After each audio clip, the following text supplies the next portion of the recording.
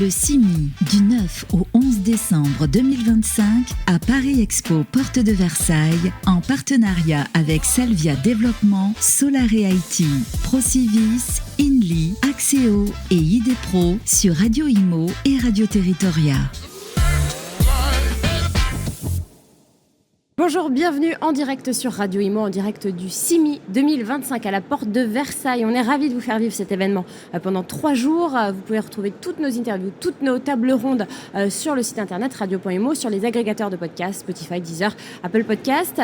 Alors au CIMI, on parle beaucoup de relocaliser, de réindustrialiser, de configurer, reconfigurer les portefeuilles. Ce qu'on oublie souvent, c'est que la France ne s'arrête pas à l'Hexagone. Innovista, c'est un groupe né à La Réunion en 2010, devenu en 15 ans une référence du conseil en immobilier d'entreprise outre-mer, commercialisation, gestion locative, études et data avec Innovista Consulting and Research, plus de 100 000 m² d'actifs gérés, un vrai savoir-faire de programmateur et d'asset manager sur les DROM. Alors depuis un an, Innovista a changé de braquet, le lancement d'une filiale dédiée à la gestion d'actifs et aux solutions d'investissement, Innovista REM, en partenariat renforcé avec la SCPI Elevation Tertium d'Elevation Capital Partners pour sourcer et gérer les actifs dans l'ensemble de la France océanique, Réunion, Mayotte, Antilles, Guyane. Vincent Leveliner, bonjour. Bonjour Bérénice. Vous êtes donc le fondateur du groupe Innovista et vous êtes aussi le président honoraire du club immobilier Océan Indien, c'est ça ? Exactement.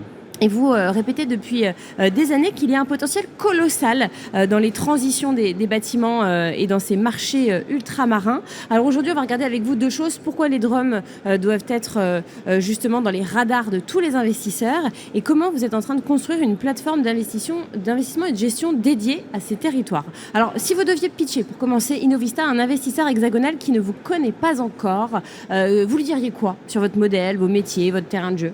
Alors tout simplement, je vois que vous êtes très renseigné sur notre actualité, tout simplement qu'on est c'est mon métier. qu'on est une plateforme de service autour de l'ensemble des métiers de l'immobilier entreprise, de la commercialisation, de la programmation, du property, de l'asset, qu'on peut accompagner l'ensemble des acteurs de la chaîne, qu'ils soient publics ou privés, utilisateurs, investisseurs, à l'île de la Réunion où le groupe est né, ou dans la zone Antilles-Guyane, là où nous sommes déployés maintenant depuis un an. Le groupe, c'est un peu plus de 30 collaborateurs aujourd'hui. Et puis une vraie énergie, un groupe qui vient de fêter ses 15 ans, il y a maintenant un mois. Eh oui, 2010. Qu'est-ce qui vous différencie d'un broker classique ?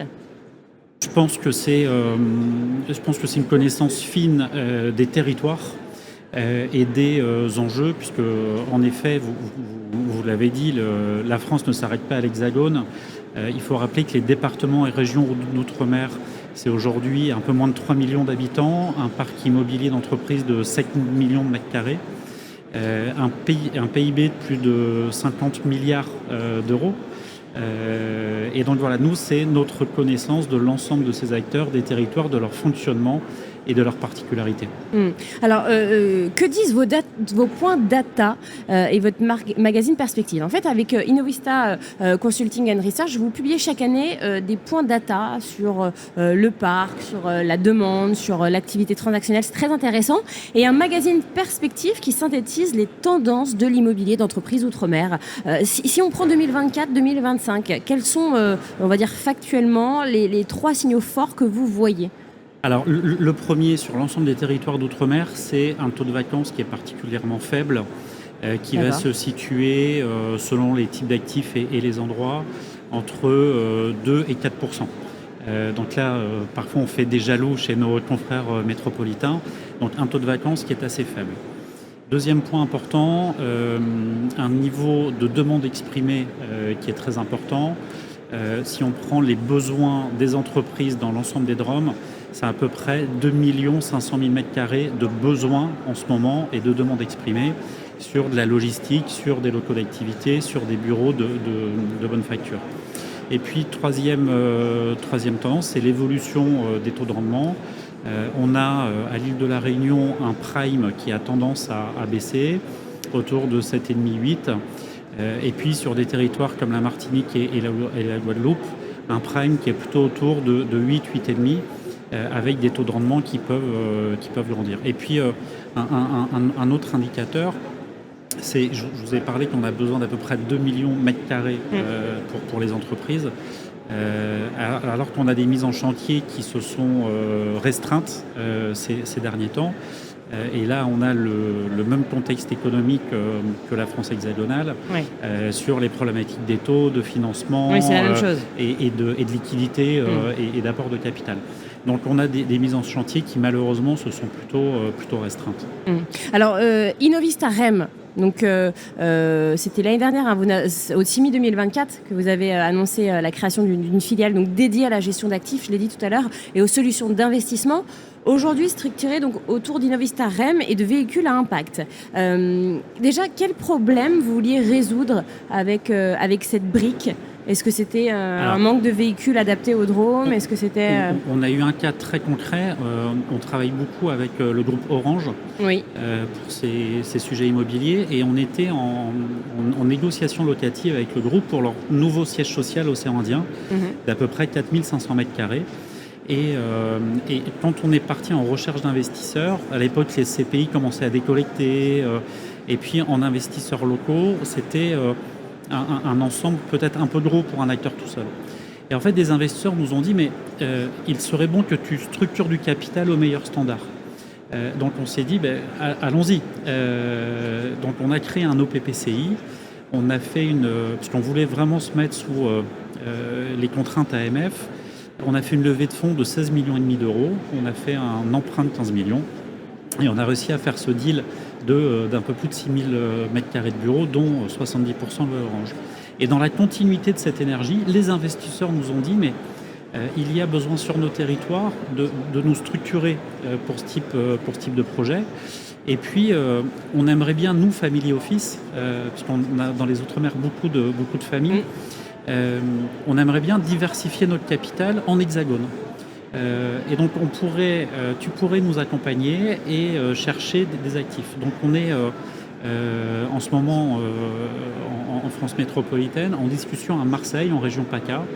Dans les Outre-mer, plus de liens avec Marseille qu'avec d'autres régions. Le lien de la Caisse d'épargne CEPAC, le lien de la CMA, le lien de la mer tout simplement.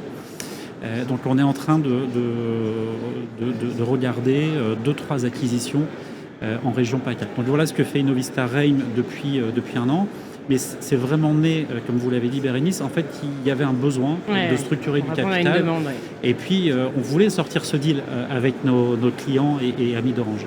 Alors, vous avez structuré également un partenariat avec la SCPI, Elevation Tertium, mandat de recherche d'actifs sur la Réunion, Mayotte, Martinique, Guadeloupe, Saint-Martin, et un premier mandat de gestion en Guadeloupe aussi.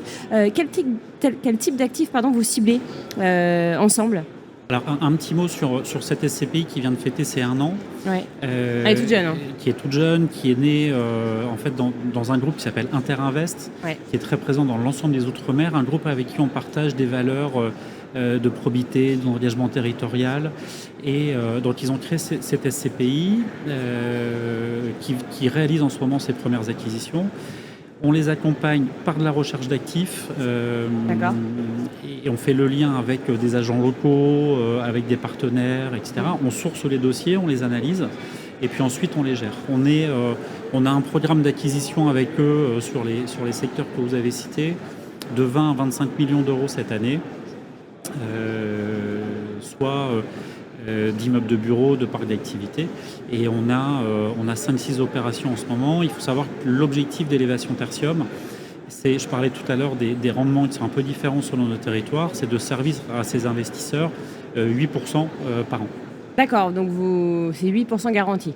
Alors, je ne sais pas s'ils arrivent à les garantir, je ne suis pas de la SCPI, mais en tout cas, c'est leur objectif. C'est l'objectif. Et au bout d'un an, je sais que c'est déjà ce qui délivre cette année. Ouais. Et donc, les actifs, vous m'avez dit, donc c'est essentiellement du bureau, c'est ça ? Bureau, activité, commerce. Puisqu'il faut savoir qu'on parle dans les différents méga-trends en ce moment, beaucoup de relocalisation. Beaucoup des productions locales, de rapprocher le consommateur du producteur. Nous, c'est en Outre-mer des sujets qu'on a depuis très longtemps, puisque nos territoires sont à 3 semaines ou 1 mois de mer de Marseille ou du Havre. Et alors, qu'est-ce qui reste aujourd'hui mal pricé ou incompris sur ces marchés ? Alors, on a dans le regard Paris du décalage horaire, des heures de vol. Donc, c'est plutôt souvent une appréhension. Ah oui, c'est l'aspect psychologique du coup. Ouais, plutôt qu'un vrai. L'île de la Réunion, on le connaît très bien. On a un tissu économique solide, résilient. Voilà, donc je ne saurais pas vous répondre. Il faudrait plutôt poser ça. C'est dans la dentelle en fait, ça dépend. Il faudrait poser la question des Parisiens. Alors vous avez expliqué récemment qu'il y a un potentiel énorme dans la transition énergétique des bâtiments tertiaires, donc les bureaux, commerces, entrepôts, avec des obligations de réduction de consommation qui arrivent et qui arrivent très vite, y compris en Outre-mer. De votre point de vue d'opérateur de terrain, où se situe la vraie création de valeur ? Dans les rénovations lourdes, dans les reconfigurations d'actifs, les nouveaux parcs d'activités bas carbone ? Alors on a Outre-mer. Au-delà des obligations du décret tertiaire, on a presque une obligation opérationnelle. Nous n'aurons jamais de centrale nucléaire. Et pourtant, on a par exemple les parcs de véhicules électriques qui sont grandissants, puisque l'autonomie des véhicules chez nous permet de pouvoir circuler très très librement. Donc on est plutôt en avance par rapport à l'Hexagone. Sur l'autoconsommation solaire par exemple. Et on est en train, Outre-mer, d'accélérer et d'équiper les toitures pour pouvoir injecter dans le réseau ou surtout faire de l'autoconsommation. Là où on est un peu en avance aussi, depuis très très longtemps, on s'oblige à faire des bâtiments traversants. Là où vous, en Ile-de-France, vous devez isoler au maximum, mais nous, il faut aérer. Pour que l'air circule, c'est ça ? D'avoir des bâtiments traversants pour que l'air circule, et avec des systèmes de brasseurs d'air qui permettent d'avoir une température ressentie ça marche bien, qui est plus intéressante. Il y a aussi la peinture blanche. Exactement. Il y a plein de... Et puis on a aussi un sujet déchets et recyclage des opérations en essayant de réutiliser les matériaux. Voilà, donc, on a beaucoup de travail là-dessus. Donc l'économie circulaire. Mais on est plutôt sur ce point en avance. Par rapport à l'Hexagone. Par rapport à l'Hexagone. Qu'est-ce qui freine dans l'Hexagone ? C'est quoi ? C'est une méconnaissance ? Qu'est-ce qui freine Qu'est-ce qui explique le retard de l'Hexagone par rapport à l'Outre-mer ? C'est quoi ? C'est une méconnaissance de ces solutions ? Je pense que c'est peut-être pris d'un point de vue réglementaire, alors que nous, c'est d'un point de vue très pratique. Pratico-pratique, Comment on est sûr qu'on a la puissance électrique suffisante pour l'ensemble des besoins du territoire ? Alors, on va parler maintenant de ce que vous recherchez au CIMI. Sur LinkedIn, vous parlez d'un CIMI qui renforce la visibilité de la France océanique, avec une conférence, Innovista, très suivie. Vous êtes venu chercher quoi très concrètement ? Des family office que vous évoquez tout à l'heure, des institutionnels, des grands utilisateurs, qu'est-ce que vous... Voilà. Alors, auprès de cette conférence, on a réuni en ouverture du CIMI un peu plus de 50 personnes liées au monde de l'outre-mer, que ce soit l'ensemble de l'écosystème. Nos amis de la BPI, de la FEDOM, mais également des utilisateurs, des investisseurs. Et c'est aussi pouvoir faire un moment de networking avec eux et entre eux, puisqu'on a souvent des sujets qui se croisent. Ce qu'on vient chercher au CIMI, on est plusieurs collaborateurs du groupe. C'est des idées, c'est sentir les tendances, c'est assister à des conférences, c'est écouter les interviews de Radio Imo et de savoir ce qui se dit. Voilà, c'est plutôt de rester connecté à l'écosystème, donner de la visibilité, vous l'avez dit, à nos métiers, nos solutions en France océanique, et montrer que nous sommes là et avec le plaisir de travailler ensemble. Et alors pour finir, votre vision, Innovista dans 5 ans, si on se projette à 2030, Innovista, c'est quoi ? Toujours d'abord un conseil en immobilier d'entreprise à La Réunion ou une plateforme intégrée de data plus asset management plus gestion locative ? On est là depuis 1 an dans une vraie transition du groupe. Et c'est vraiment la plateforme de service de l'ensemble des services de l'immobilier, mais y compris l'accompagnement. On bosse avec en ce moment en co-montage d'opérations pour faire sortir des opérations avec des promoteurs, avec des entreprises du bâtiment. Donc voilà, c'est vraiment cette plateforme intégrée de services en disant On va arrêter de parler de nos métiers, mais c'est vous, quel est votre sujet et comment on va aller piocher la bonne solution dans notre catalogue de solutions, soit qui existent, soit qu'on va pouvoir monter et adapter.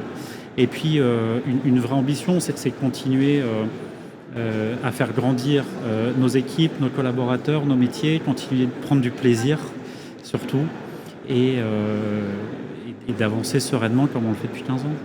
Eh bien, merci beaucoup, Vincent Lebellinaire. Merci pour cet éclairage très intéressant. Merci Bérénice, merci beaucoup. Et nous, on se retrouve dans quelques instants, toujours en direct du CIMI 2025 à la porte de Versailles. À tout de suite. Le CIMI du 9 au 11 décembre 2025 à Paris Expo Porte de Versailles en partenariat avec Salvia Développement, Solaré IT, Procivis, Inly, Axéo et ID Pro sur Radio Imo et Radio Territoria.